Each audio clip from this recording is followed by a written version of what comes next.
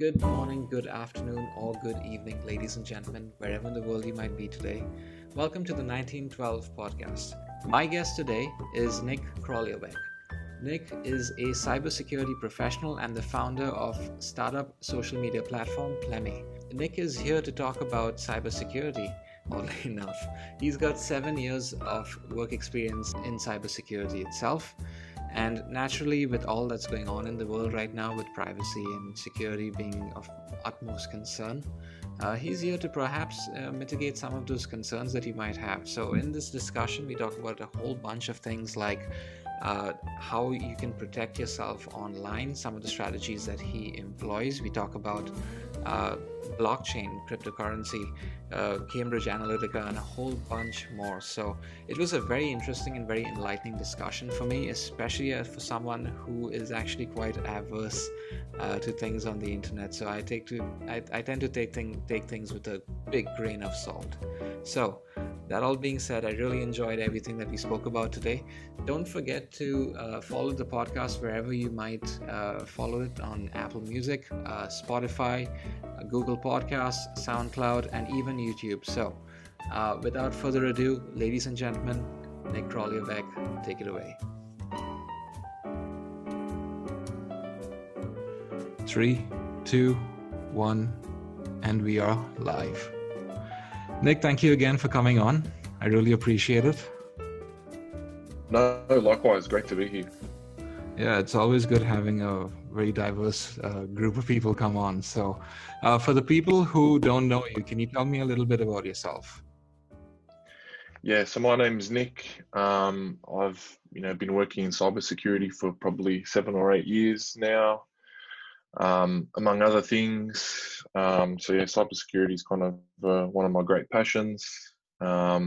It's kind of lifelong journey and goal, I guess, for me. But yeah, outside of that, just a regular person. Love to read books. You might see a stack of books behind me. Into general fitness. So trying not to take myself too seriously. I'm just an average guy, I guess. When you say you do fitness, what kind of fitness? So I do probably 4 sessions a week. I do a group class. So one of my really good friends, he's got his own kind of personal training business. So I'm not sure what it's like in Vancouver, but here gyms were shut down for a fair period of time. They've kind of recently opened up, but during that thing, we just started 6:30 a.m. in the morning, turning up to the local park. He Nice. turns up with equipment, and it's been great. I feel a lot of people at the moment are kind of um, a little bit upset about the quarantine weight, but I've managed to keep it stable. I think I'm probably fitter than ever at this point. You're exactly like me that way, man. I did the exact same thing in lockdown. So much like Australia, our gyms closed down for a bit over here as well in Canada. Lucky for me though, my personal trainer operates out of a very small gym. So if he does like group classes, maybe 5 or 6. So I was really lucky to have that training. And yeah, like much like you, I'm in like the healthiest I've ever been so far because of the lockdown. It's hilarious, but yeah. But what I wanted to ask you though, this is probably the most important question of the podcast: iOS or Android? So I personally I use iOS. So I'll even lift up. There's my iPhone. But so to me, and I think especially working in technology, people get very fanatical about iOS or Android, Windows, Mac before that, to a certain extent. But the way I look at them is they're tools, right? So iOS is obviously better at some things than others, whereas Android is better at things than others. So, but the reason I do like iOS, not to ramble, is it just for me that it feels like a finished product. Like some things on Android are still a little bit, they feel unfinished, a little bit raw, which is good if you're trying to do something a little bit out of the box. But for being an average kind of just consumer, um, bang, iPhone does everything, and it's very polished, very well done. Yeah. I use both Android and iOS actually. So for my workplace, they gave me an Android. They gave me a phone. They asked me to choose between iOS and Android, and I chose Android just because I'd never used before. I was always an iOS user, like since back in 2007. And yeah, the operating system, the user interface just feels so much smoother than Android. I don't know, it's just the apps look better. Uh, Maybe it's the Yeah, curation, it's the design. Android has this slightly clunky, very jagged sort of feel to the apps as opposed to iOS, I feel. But another reason why I use iOS was because of the security on the iPhone. I think the security on iOS is better than that of Android and Google in general. What do you think yeah, of that though? Is that true? yeah. I'd say for average for most things, I'd say yeah, definitely. I think because like underneath, if not to get too technical, but a lot of stuff will be the same, and they'll talk like on the same protocols and things for all of those those kind of messaging apps and features. But I think Apple does a really good way of hiding these things that are potentially dangerous for you, whereas Android just kind of gives them to you straight away and says, "Come on, push these buttons." Um, but I think in general, there's a few guys out there where they've got projects where they've built kind of like a layer over Android to make it super secure. And I think people like Edward Snowden have come out and kind of said, "Hey, both are not secure." But I think for average day use, iPhone's still probably very far ahead of Android when it comes to most things like that. Hmm. For me, it's always been about the data and in terms of what the data is being used for, really. So it's really funny because when I use the Android, I notice a lot more personalization of data. So if I had to go into a website, so I'm looking to get a new car, so I went in to visit a website and look through cars, and then in my Instagram, I started getting commercials for cars, and it was only on the Google device, but not on iOS, which was Oh, kind of okay. odd. So when I visited on the iOS device, it didn't have any of these issues, really. Not really issues. It didn't have any of these preferences as far as my ads were concerned. But on the Google phone, that's where I started getting this, and it's the kind of, it's like, how did they capture that data? Where did that data come from, really? And it's kind of all over the place. So for me, I feel iOS is more secure in that regard, but I don't know much about Android as well, and how Google uses that data. Yeah, okay. If it helps, I've experienced and seen people experience the exact same thing on iOS in terms of ads. Um, so I think ad targeting, maybe there could be potentially a few extra hooks in Android. But I feel, I've seen the same thing on iOS as well. We've had a conversation about something, and I actually had a conversation about this with someone like 2 days ago on the exact thing where they were talking about something, and then they saw the event pop up in Facebook. So it's something everyone's talking about quite a lot, especially in data privacy land. In my kind of view, and I have not like, this is my theory. I haven't really tested it or anything, but I just think ad targeting is probably so good at the moment. So as you pass things, say you pass a store or something, start talking about it.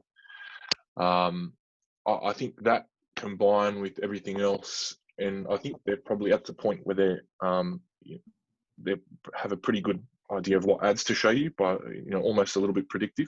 It sounds a little bit crazy and a little bit creepy the more you speak about it.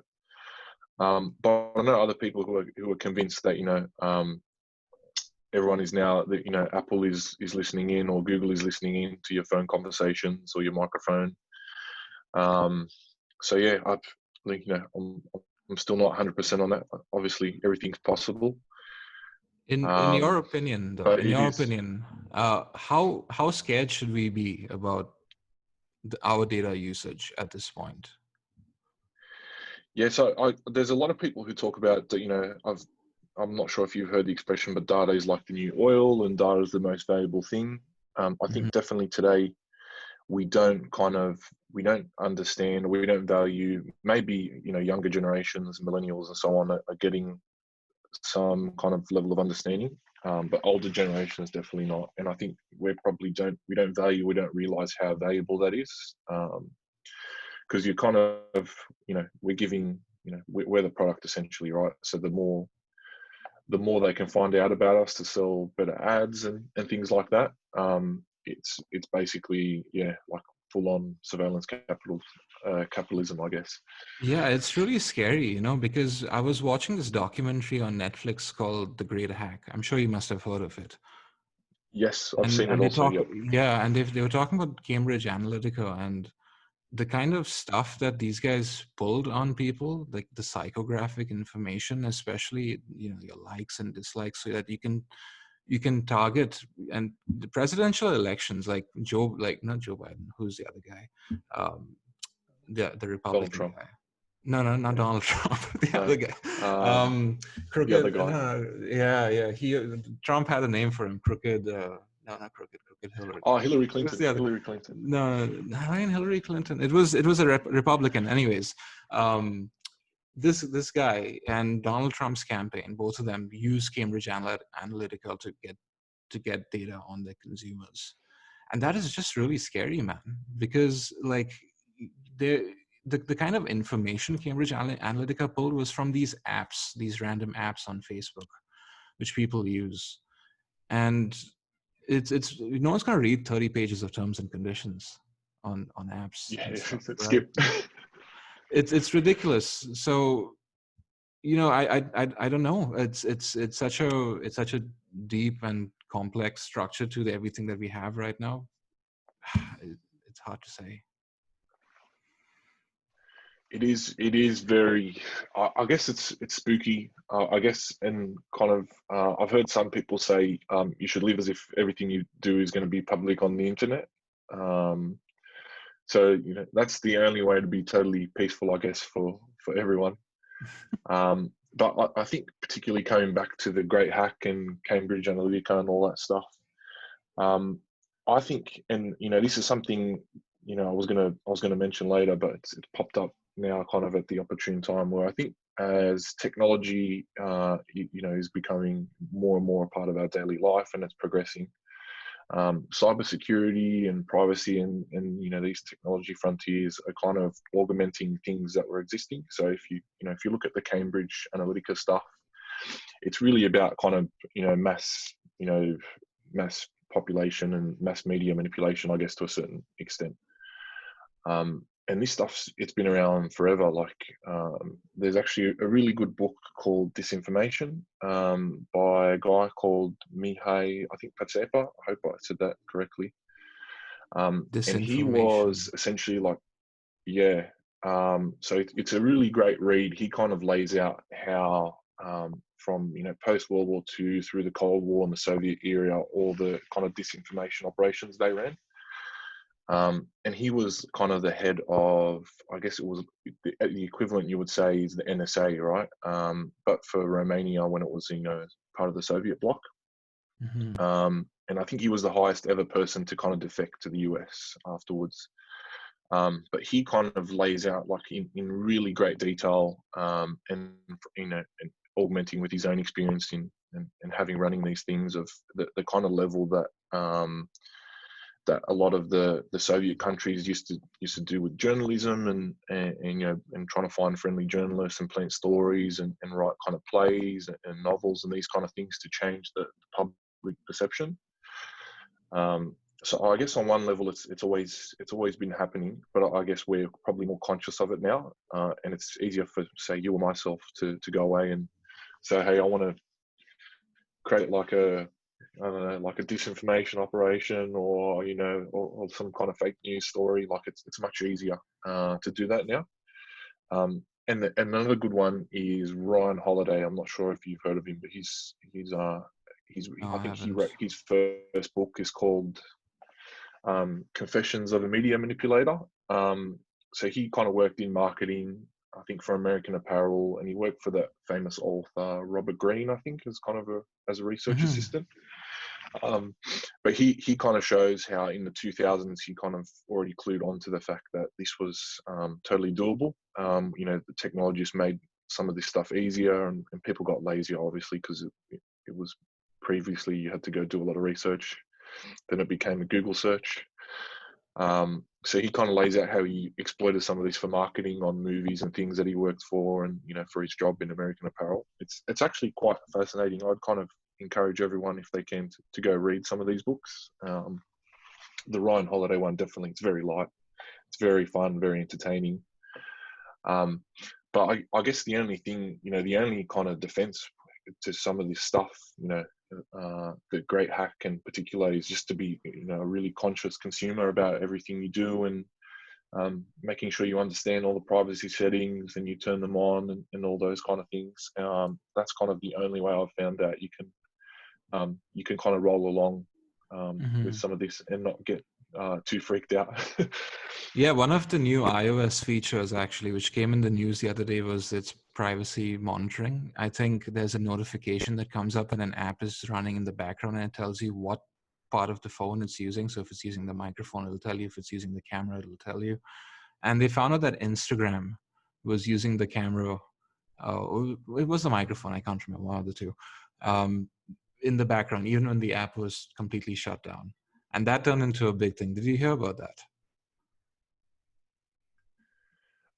Briefly, it wouldn't surprise me. I think Facebook's been caught doing the same thing in the past, and it's the parent of Instagram.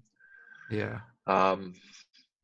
Yeah. So maybe when we were saying earlier how some people are convinced that they're listening to microphones, stuff like that definitely helps kind of paint that picture, I guess. Yeah. And with Facebook in particular, I don't know, there's something very scummy about Facebook and the way they run their operations. I don't know if it has to do with Mark Zuckerberg, or the fact that they have so many different social medias under their belt. Like you have WhatsApp now, you have Instagram, you have, I don't know, what else do they own? They own probably a whole bunch of others from what I remember.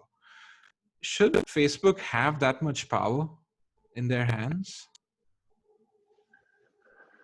It's hard for me to say. On one hand, salute Mark Zuckerberg. In a short amount of time, he's built like a massive billion-dollar empire. So as an entrepreneur and something like that, the achievement itself is amazing. Whether we should start, there's the regulation discussion. Ultimately, I think I don't think the regulation will work, because there's some really good stuff that Microsoft has kind of done. So in the 90s, they went through a similar situation, and they found out the best way to not get hit with an antitrust suit and these kind of things is to get out in front of the conversation and work with the government, the regulators, to kind of propose solutions. And I think they're so big now that regulation it's really they'll be able to spend whatever money or build a solution to kind of comply with regulation. But for any kind of smaller social media giants or stuff starting out, I think it's gonna be very hard to kind of to meet some of those criteria, depending on what they are. So I think in a business sense, he's done great. Like his achievement's fantastic. But yeah, I think maybe it is kind of too powerful. I think in some sense, these things are built to be really kind of addictive and effective at what they do for those advertisers. So I can't see how that. How many people are on Facebook? Easy. Probably there's probably 3 or 4 billion people on Facebook. Yeah, it's in the billions. Depending on how many active and how many are conscious every day, I imagine that number would be quite high as well. That would, be in the hundreds of millions, if not 1 billion out of 3. And for Facebook to have so much data in their hands, for one entity to have so much data in their hands, it's not very easy for a common person like you and I to sort of to trust a company like that, which has billions and billions and billions of accounts where people are posting stuff every day, sharing things every day, and the kind of data which they're collecting, the psychographic information, the likes, the shares, the wall posts, even the messages, you know, it's pretty insane, you know. So for, I guess, for someone like you and I, like, how can we probably mitigate something like that? Now, I do understand you did mention earlier that you said that you can turn on privacy settings and stuff on your phone, but you know, is there some way that we can sort of protect ourselves and our data from getting into the wrong hands, really? Yeah, and I guess similar concept as well to just general cybersecurity. The kind of rules of cybersecurity are don't own a computer. Um, if you have to own a computer, don't turn it on. And if you have to turn it on, don't use it.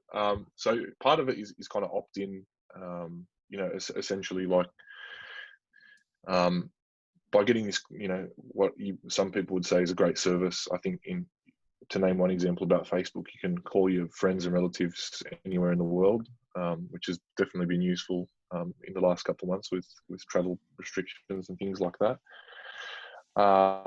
But in general, I think you kind of be conscious: are you the product? And if you're not comfortable in giving that out, it's, you know, I would say, you know, don't use those services. Look for alternatives. Especially for things like email, even Gmail. I've kind of moved to Proton Mail, away from Gmail. I only use it for collecting, you know, spam and unimportant things. Right. Um, What's it so called? and Proton you kind Mail. of Proton Mail. So they're kind of a privacy based, you know, and you know, digital freedom email subscriber. So they're kind of, but that is a paid for service. I think what kind of people have to get a little bit comfortable with is paying for more of these services if they're really good. So, and I think that will kind of change, because I think with advertising to some degree, some people have kind of said it's once you start putting ads on things, it becomes a race to the bottom. Like, it's just more about getting clicks and getting eyeballs on things, rather than producing quality content, or quality services. So I think it kind of start looking for alternatives. I always like to have a look, you know, is there an alternative to Gmail, to YouTube, etc., to do these things? And then, you know, try help if you can, even if it's, you know, like say $5 a year or something like that. You know, that $5 is a good probably protection in from somebody deciding then to monetize your data if enough people sign up. And I guess really from a security point of view, you want to kind of lock down all the, you know, anyone can access it, because I think most of our conversation has been about the lawful but creepy access by a lot of these providers. And there's the unlawful factor as well, which is, you know, people trying to break into accounts and, you know, to identity theft and things like that. So, you know, on that hand, we can kind of turn on all the security features and have things like multi-factor auth. So you have, when you log in, you either get a, you know, an SMS or a code via an app or a little dongle to say, yep, this is me. It's actually me logging into this account, not somebody else. But I guess the alternative is probably like a change in business model, I guess, for a lot of these things, and look for similar services with a different business model that's not tailored on kind of your ad revenue. Right. I mean, for someone like me, what I tend to do is I try to avoid putting information on Facebook, which I know can be potentially used against me. For example, if I put up, I keep everything private on Facebook, everything, for one. Secondly, like things like, you know, having close family on Facebook. So Facebook has that feature where you can put in your mother, your father, your sister, brother, uncle, nephew, niece, whatever, and you can have them on a list, a family list. You know, so that is so that for one can be used against me. Like, let's say, for example, if my online banking's security question is, what is my father's middle name? and someone goes up to my Facebook profile, it's very easy to find what my father's middle name is from there, and they can easily get into my account. That's, of course, if they have my password, Yeah, right? exactly. So I tend to be really, really, really careful with that stuff. It's something that uh, I don't know, that I consciously make note of whatever I do, and I try to avoid installing like Facebook apps. You know, and you have these stupid Facebook quizzes or whatever. You know, guess who you'll be in your next Yeah. life. Or, you know, all this random junk. Yeah.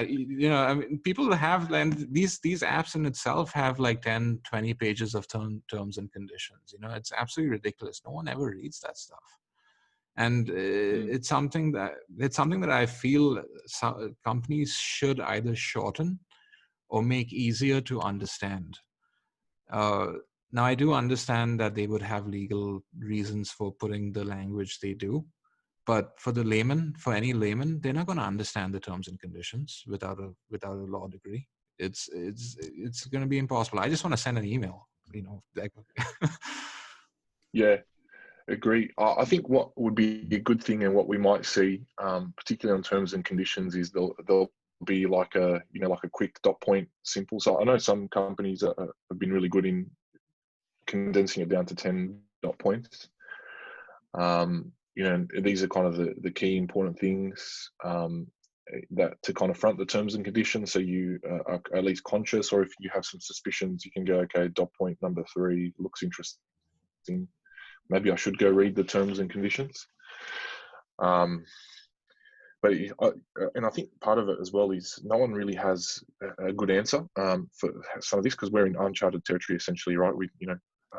When you think about the internet and social media, all this stuff is new. It's kind of 20 years old at the oldest, I guess, for social media anyway, let's say.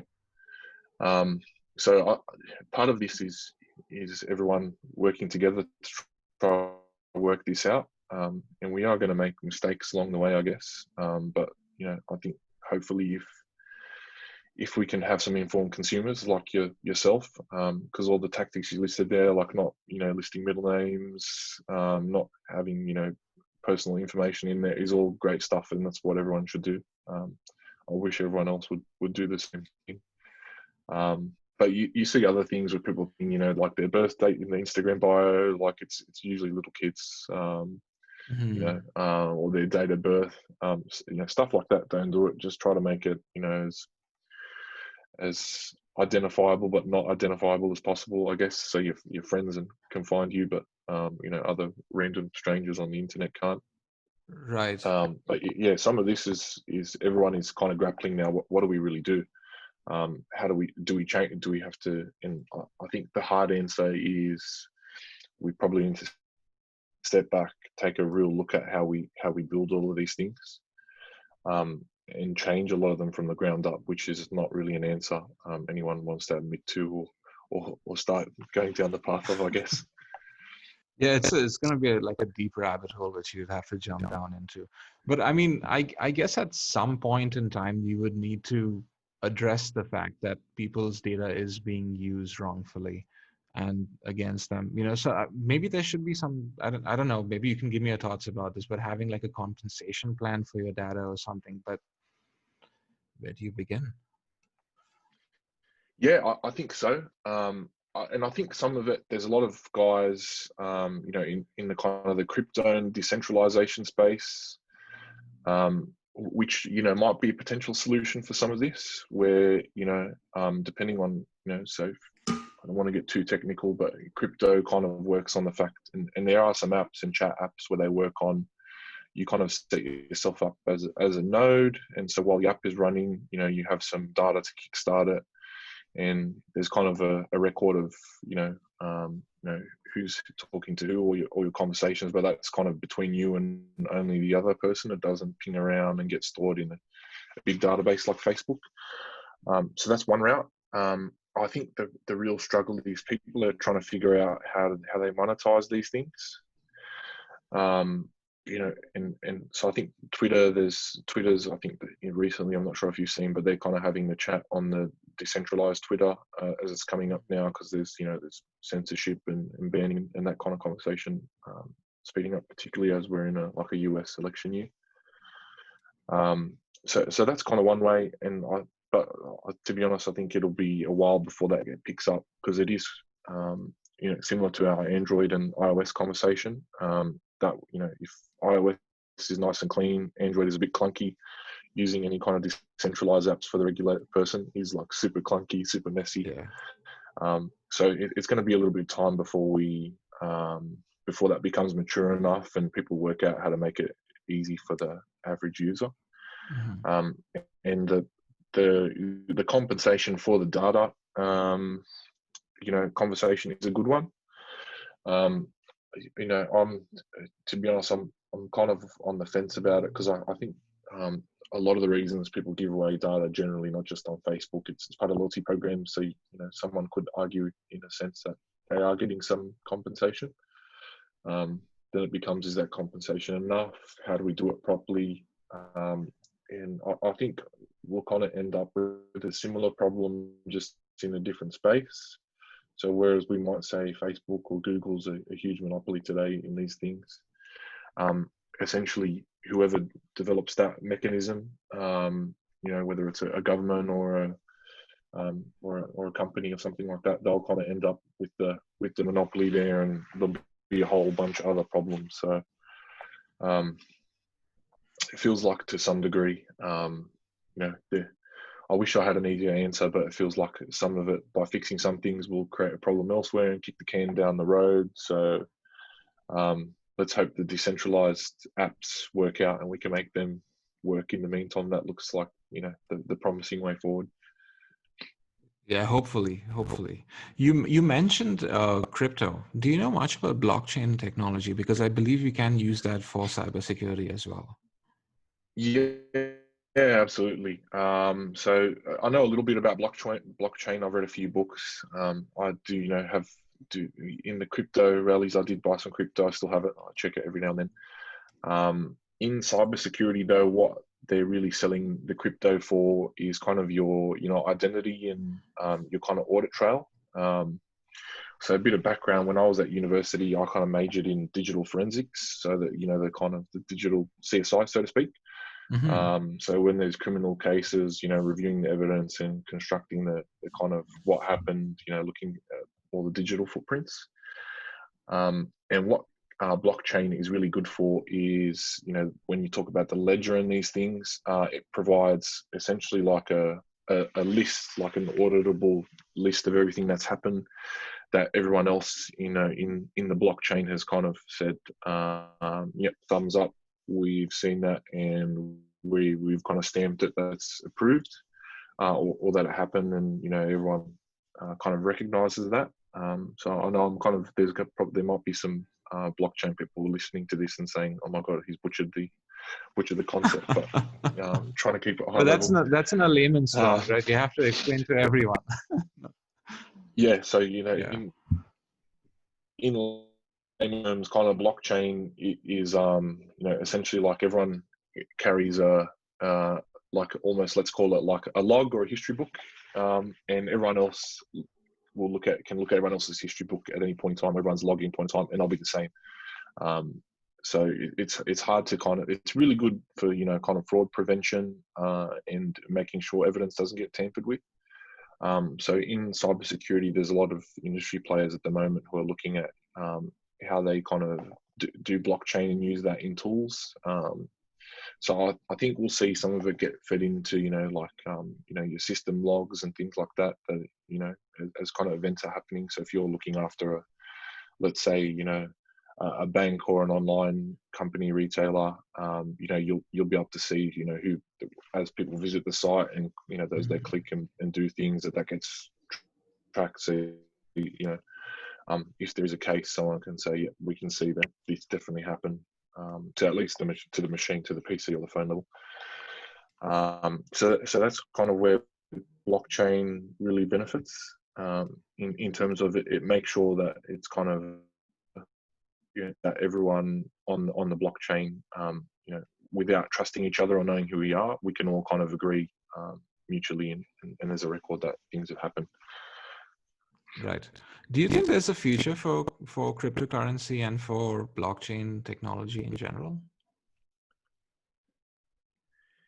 Yeah, I think now in the short term, definitely. Um, so this is going to segue a little bit, but Yeah. I have been kind of following, kind of what's happening, market trends and stock wise in the last couple of months. So there is also, I'm dropping book recommendations left, right, and center, but there's also another good one. Let me just grab the name of it. Sure. Where he's a Silicon Valley guy, as a venture capital investor, and he's kind of a big proponent for blockchain because he thinks just the way technology is, it makes things cheaper, and we're going to see like our living standards change rapidly. Hang on, I'm just in my Kindle looking this up. The Price of Tomorrow by Jeff Booth. So I think with especially with all the COVID bailouts and things like that, or not bailouts, but the PPE, I think in the US it's called. Here in Australia it's called JobKeeper. I'm not sure if there's a similar thing in Canada. Yeah, we have something, CEBA over here. CRB and CEBA for Yeah, businesses. but everyone's kind of, at least in the finance space, from what I can tell, is kind of worried about. There's the two camps where we're so rich now it doesn't matter how much money we print, and then we're printing too much money. It's gonna create some economic hard times for us in the near future. So, and I think the latter opinion is what a lot of more people, I guess, are veering towards at the moment. So they're kind of saying people will go away and cryptos might become more valuable in the long term if people start to lose trust, in the dollar and in the other currencies. But there's also, people looking at buying gold and stuff now as well, to kind of offset that. So yeah, I'm kind of speculating a little bit wildly. But I guess that's crypto, As to right? what might happen. Crypto is all speculation.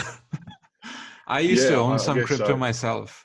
So the thing is, I used to be in crypto, and it was in a Canadian company. Now this guy, he passed away.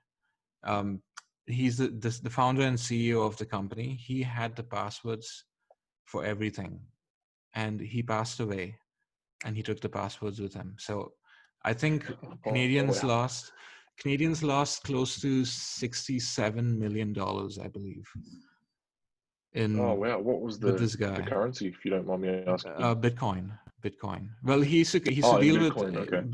Bitcoin, Ethereum, Litecoin, uh, and there was a bunch more. I can't remember the names, but there was a whole bunch. And this guy, like, he just took it to the grave, literally. He Yeah, wow. that was and for me, like, I had a few thousand in that, and it just like one day just gone, nothing left. And So, yeah, it was crazy for me, man. So like that was my first experience with crypto. So so I don't have like a very good impression of crypto, but I do. But in my opinion, though, in my honest opinion, I do believe there is some future for cryptocurrency, whether it's 5 years, 10 years, or 20 years down the line.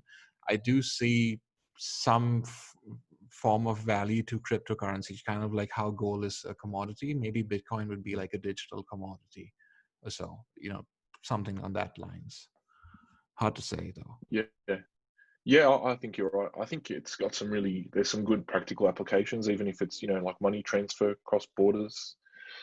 Because with all the technology we have, the fact that you get hit with these huge exchange rates, and it's so hard to send money overseas or change money.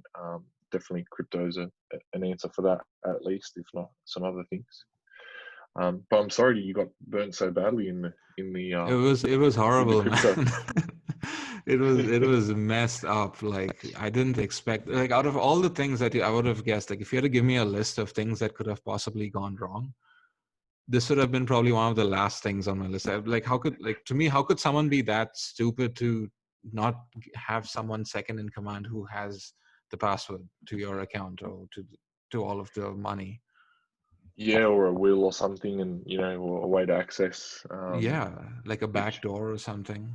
yeah, Nothing. But yeah. But talking about that stuff, you said you worked in like on digital criminal cases, like kind of like a digital CSI, is what you said. So What was that I all about? studied. I didn't. Yeah, I studied. I didn't work on any actual cases. I was lucky. I had some good mentors. So a while back there was like a huge terrorist bombing in Bali that a fair few Australians got killed in. So I'm not sure if it kind of made international news everywhere else, but it was quite a big deal. So one of the guys I spoke to was he actually worked on the digital investigation for that case, and he kind of said, "Hey, there's it can be rewarding, but most of the stuff, without going into too much details, is you see a lot of really disturbing stuff, in cases.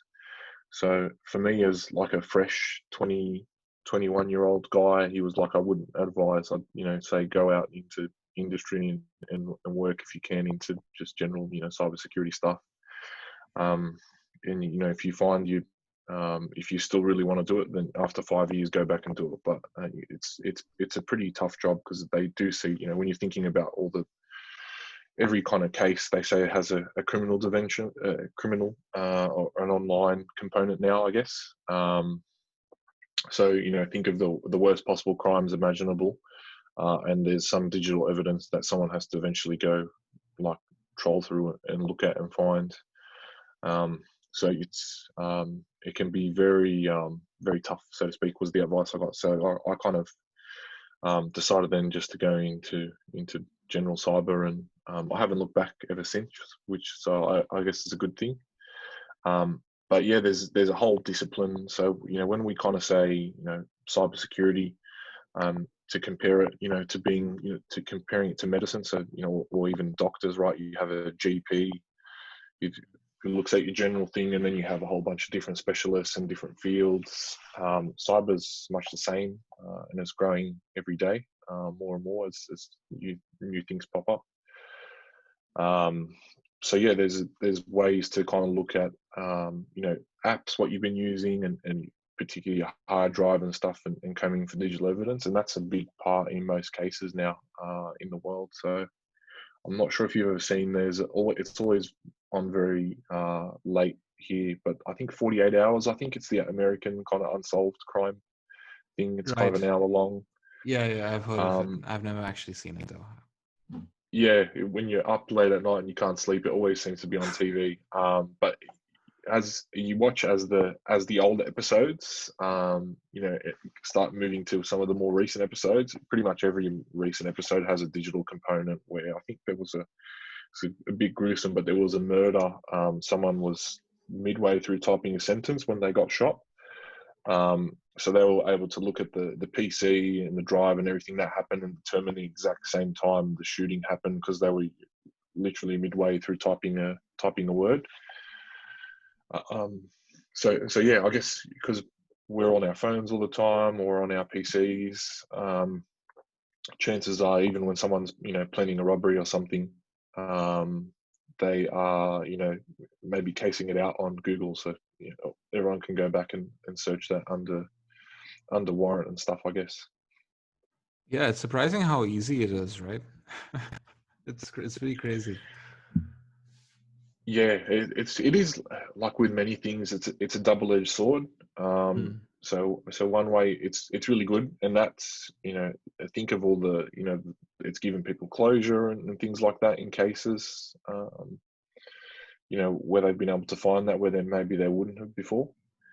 But then on the same way, like everything you kind of do gets logged and tracked and is audible. So yeah, double-edged sword, I guess. What I wanted to ask you also was about your social media and company. So you have a social media platform itself for, I believe, Croatians. I think you're Croatian by descent. Uh, Yes. can you tell me a little more about that? Yeah, so it started as a way. Croatia's had a very interesting recent history, I guess. Mhm. And as a result, there's a large kind of Croatian diaspora population, probably just as large, if not maybe larger, outside of Croatia than in. So for me, it was always interested. How do I get involved? I still, at home with my grandparents and everything, still speak the language. So, how do we get involved with the simple things like, buying stocks there or, purchasing real estate? I still kind of dream that if I can retire early, I'll go live on the beach there. It's It's quite a a beautiful beautiful spot. place. Yeah, yeah. So I kind of just tried just general things, whether it's, because there's so much potential there. There's a guy building electric cars and he supplies, I think Tesla, with batteries or something like that. They're kind of Hmm. electric supercars. It's called Rimac, RIMAC, if anyone's interested. And it's just, things are kind of booming now. So really wanted to kind of look at how we do that, how we get together with people, and stuff like that. So eventually that culminated in me deciding, hey, you know what? I've tried this on Facebook and LinkedIn and other things, and it's not really building enough traction. So I'll have a go at building my own platform to kind of help do that. And I really think that's probably the future of social media. So as scary as Facebook is and Twitter is and all that now, I think more people are waking up to the fact that, hey, I'm handing over a big chunk of my life and my privacy to use these services. So I think kind of the future, as things get more decentralized, will be we'll kind of break off away from the big socials and back more into blogs and more little niche kind of social things. So if you're interested in cars, there might be something that takes off with people who are interested in cars, or cooking and stuff like that.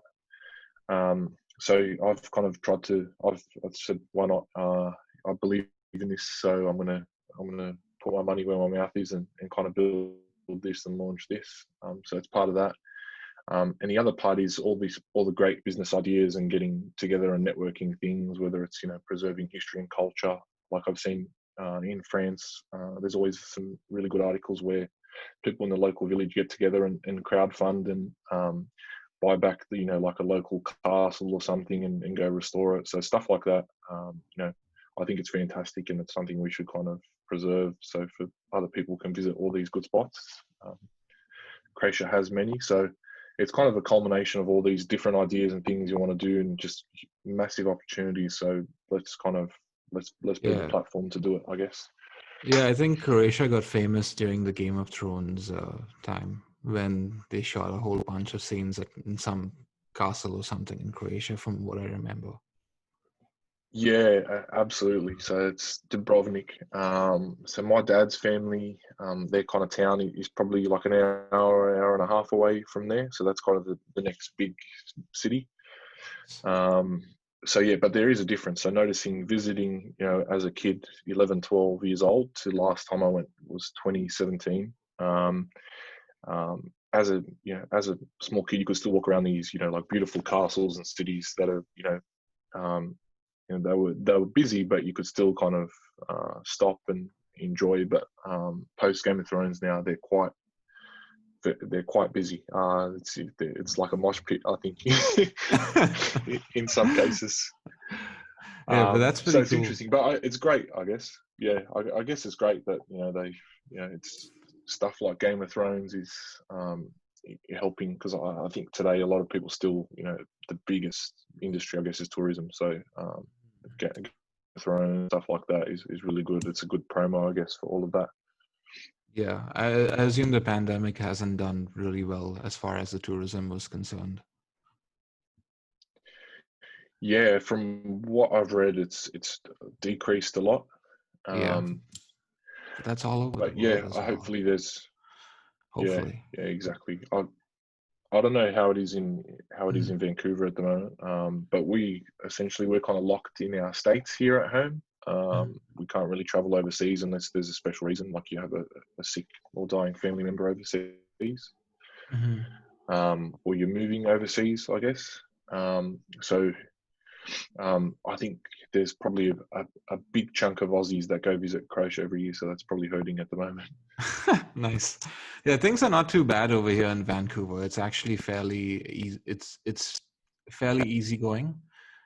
They haven't made masks mandatory. We were never under lockdown, we were never under strict lockdown because our Oh, case really? numbers our case numbers weren't that high. But they did take some extreme measures like, closing down non-essential services like gyms, restaurants, pubs, all that kind of stuff. Basically, and the service industry suffered tremendously over here. The Vancouver aquarium shut down completely. They can't afford to can't afford the upkeep. Nando's chicken has shut down all across Canada. Like, I mean, big Uh-huh. businesses, small businesses are like shutting down left, right, and center. Uh, but we really haven't gone into any lockdown as such, and the case numbers are actually increasing right now. There was a time when we were having single digits a day, like at least in Vancouver, in British Columbia, the province. But yeah, the rest of the world is suffering quite badly with this stuff. It's been quite a train wreck, honestly. Um, Yeah. One more thing I want to ask you about your social media platform. If you had to compare it to another social media platform, does it fit into one of those categories like Twitter, LinkedIn, Facebook, and- or is it like is it very unique in itself? Yeah, I guess category wise, it's probably a bit of an amalgamation between a Facebook, LinkedIn, and Reddit, I guess, in terms of content. I think initially when I started, I was looking for more of a business focus, but it seems to be, conversation wise, it's, leaning the kind of same things that you get in Reddit or Twitter and Facebook. And we're kind of a little bit different. We're kind of oriented. So we have a few things like, if there are scams, of which there are many, that we can kind of provide some scam awareness. So if there's, people doing fraudsters or scams happening, people, users can report That's pretty those. cool. There is a lot of accounts that get spun up from Nigeria. And if you kind Of of, course. you do a bit of research, you can see this, they've stolen someone else's identity and profile. And essentially, I guess they're those love kind of scams where they're, hey, really want to come see you. I need, a few $1,000s for a ticket type of thing. Yes, Um, I've and seen we're that so also many kind of, times. The yeah, romance. and I think, and I've noticed just during COVID, the number has spiked a little bit. A lot. So I guess, yeah, so the scammers are getting very enterprising, I guess, trying to take advantage of lonely people. And the other stuff we do, which is about crowdfunding and projects. So we're kind of really keen on if you've got, so far supporting. So if there's other things, coming back to the Castle in France example, that would be something I'd really love to do with this project. But so far we've had people, doing documentaries or where they're getting money for sick kids who need cancer operations, that kind of thing, which I think is good. So it's a way to give back, I guess, to the community. And what I kind of really want to do is kind of build that into the app. So today it's kind of, doing stuff over Kickstarter and GoFundMe and stuff like that. I want to bring some of that more in-house to the app. So it's kind of native and you can do it from your phone essentially. So I really liked your idea of the scam and fraud awareness that your platform brings. That's a very unique idea, and I'm actually surprised that no other social media has thought about this. Really. Yeah, I think we definitely have to do more. And I think if I said on average, my average user base is probably a lot of people, frequent posters at least, would be late 40s, early 50s. So, they're not going to be as savvy to scams as probably you or I. And I think that's one thing where the rest of the socials are really falling down, where the scam awareness and stopping people from scams. And part of it is it's not their fault. The volume of traffic that they have and users is obviously much bigger than mine. And the interest is, everybody, where I'm focusing on a niche thing.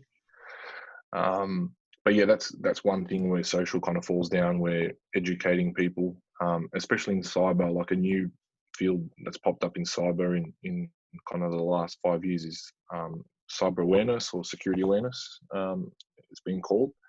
So people do this internally for their companies, whether you work at a bank, making sure that people don't open phishing emails and that they know to kind of look at things a little bit skeptically before going ahead with donating all the money to those Nigerian princes. And it's something every company does internally for their own employees now, pretty much, or every large company. So my view is the socials and apps and things like that. There's no reason why we shouldn't try to do it too.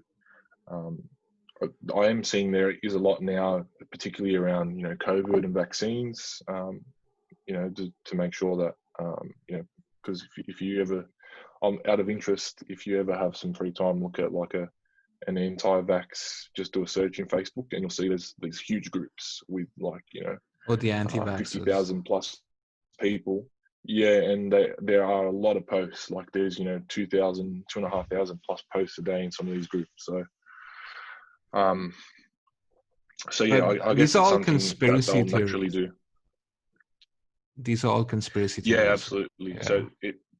So they are. I guess they're kind of starting with the anti-conspiracy theory type awareness, but I think general cyber is probably an easier one to challenge to accomplish. So if anyone steals my idea, it's probably very actionable. But yeah, it's something we should do, right? I think as we start educating people, we educate people how to do all kinds of things.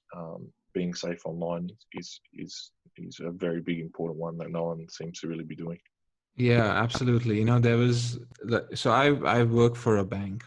That's my daytime job, and the amount of times I've seen people coming in because they've been frauded in some way or the other, it's crazy. And I keep an eye on the kind of demographics these people are, and it's mostly the elderly folk who would come in, and the kind of scams as well. It's absolutely ridiculous. There's in Canada, we have something called the Canada Revenue Agency scam. Basically, Canada Revenue Agency is the group that collects the taxes. Basically, it's the government body that collects our taxes. And they'll reach out. They'll have a whole bunch of these scam callers just calling literally everyone on the list. And the thing is that what they'll tell them is, if there's a case been launched against you, and if you don't pay us by X amount of days, we are going to send the cops over and you're going to be taken to prison. And people freak out. And the way they ask them to send the money is through Bitcoin, in a Bitcoin ATM. Now, if someone who claimed, if Canada Revenue Agency called me and said, hey, send us Bitcoin, that in itself is a very big red flag. Because are you sure? Yeah, like why would you take Bitcoin? But people have fallen for this. And the romance scam as well. You mentioned the romance scam. Jesus, man, there was a girl who lost $27,000 because of a romance scam. And the bank couldn't do anything about it as well, because again, much like those terms and conditions we were saying, there is a clause in the terms and conditions that states that if you voluntarily give your password or access to your account to a third party, you will not be liable. You will be liable if that money goes missing from your account. So she didn't get anything back. And like what I really felt bad about is the way she expressed herself, because in her eyes, this guy would never have done something like that. Like he was talking to her for about a month or so, if I'm not mistaken. And she said that he's in the States, he's in an emergency, he has to go to the hospital, he doesn't have the money. This is not him. I know it's not him. I just gave him my password, but he's not replied to me since, so I think he's in surgery. And she was just not coming to terms with reality, and that's what I find so scummy about these scams, is that, especially the romance ones in particular, is that they prey on people's emotions. And, it's one thing to say that you're a Nigerian prince who's, you've been gifted $1 million from a Nigerian prince or whatever, and you fall for that. But, when someone... when someone plays with your emotions, I think that's just dirty, man. Yeah. I think as well, for older generations, they probably grew up we're in a time where there was a lot more trust, and probably you or I have grown up in a sort of a less trusting environment with the internet and stuff like this. So I do feel for them, because it's a very, they've kind of grown up in a world that was kind of ran at a certain speed, or worked a certain way, and it's kind of been upended now. So for them, I really feel for, because you're not, like, you've kind of been left behind a little bit, so to speak. But then there's other people who are literally just preying on you, because of you've grown up in a good community, sort of thing. So Do you think yeah, VPNs help though? definitely. I think, scam wise, there's not for scams and things. I was very dubious of VPNs for a long time, because I think people kind of push VPNs as a privacy solution, which they're not. I guess, because if you're a VPN operator, you can still kind of see everything. And I think there's been some cases where people were using a VPN, but it turned out the FBI was actually taken over and operating the VPN. Holy shit, really? So yeah, and that happens quite. It's happened, quite a lot. And things like Silk Road. If you use a VPN, and you go on, say, like a Skyscanner or a Webjet. I'm not sure, like, if we've got the same kind of flight aggregators, but when essentially booking holidays, if you set your location to be if you live in the US and set it to be, somewhere either South America or Southeast Asia or something, somewhere that's kind of a little bit worse off economically, you'll actually get cheaper flight prices. So that's, I think, probably a good practical use of VPNs. There is everyone as well, trying to get different streaming services and stuff. So I know a lot of people I work with, actually, they use VPNs to watch the local news when they're traveling for work, or watch their kind of cable and stuff. I generally, as a rule, never connect to any public Wi-Fi or free Wi-Fi. But when you're on a long 24-hour flight, which normally is when you live in Australia and you want to travel, because everywhere else is so far away, you want to check in and let everyone know you're kind of going all right. So VPNs are great then. So you can just kind of always ensure, if you're going to use free or public Wi-Fi, use a VPN. So I'd say, probably from a security point of view, they're great. For getting cheap flights, they're great. But if, like everyone, kind of, if you want to use a VPN as like a privacy magic bullet, it's probably not it. So for privacy purposes, in that case, what could someone use if not a VPN? Yeah, I think some of the techniques you listed earlier, like not using correct details, maybe if you want to, use throwaway accounts, and not expose too much info online, that would be the way to do it, I guess. But you can do all that outside there's no of a one VPN. software. There's no one software really. There's for no privacy. software. Not really. I think a lot of it is kind of common sense. So and a kind of common line that gets thrown around, especially in any cybersecurity team in the office, is it's 80-90% common sense, 10% a little bit of tools and a little bit of magic. So yeah, I kind of recommend everyone to kind of go away, and I'll shoot over some links on some good lists of privacy stuff to look at, like tools and techniques to help. There's definitely things you can do, but it's just by using thinking a little bit, and using a little bit of common sense, that gets you most of the way there, I guess. Sounds good. So I'm gonna let you go right now. It's been about an hour, so I want to say thank you so much for coming on.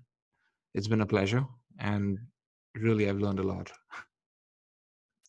Yeah, likewise. This has been a really interesting chat. I didn't think we were going to talk about privacy and things like that today. So, and Bitcoin. So it's been great. Had a really great time. Yeah, sorry. Sometimes I tend to veer off if I find something interesting. That's No, on me. it's fantastic. I definitely had an interesting chat. Awesome. Cool. So once again, Nik, thank you again for coming on. Do send me those links. What I'll do is I'll link it in the description of the video, and I'll put it up on Spotify as well. And also, if you have any links to your own website, send them over. Yeah, will do. Awesome. All right. Enjoy the rest of your day. Thank you, sir, and I wish you the same. Take care. All right. Take care. Cheers.